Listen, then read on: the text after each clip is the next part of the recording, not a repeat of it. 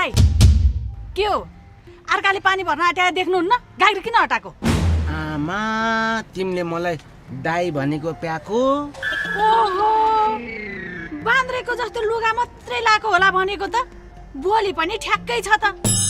copyright लगाइदिन्छ है म तपाईलाई म बाँधेर नै हो क्या पटकुली कस्तो नपत्या कि भने यो कपाल लगाएको देखे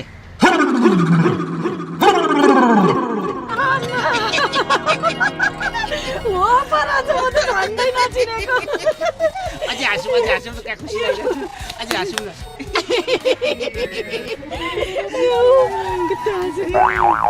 ह्यान्डसम देखिया भाइ आद्यो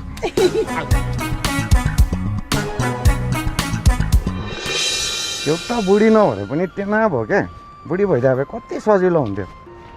म भात पकाउँथेँ ऊ पानी लिन आउँथिन् म उसको पछि पछि आउँथेँ हल्का रमाइलो पनि हुन्थ्यो होइन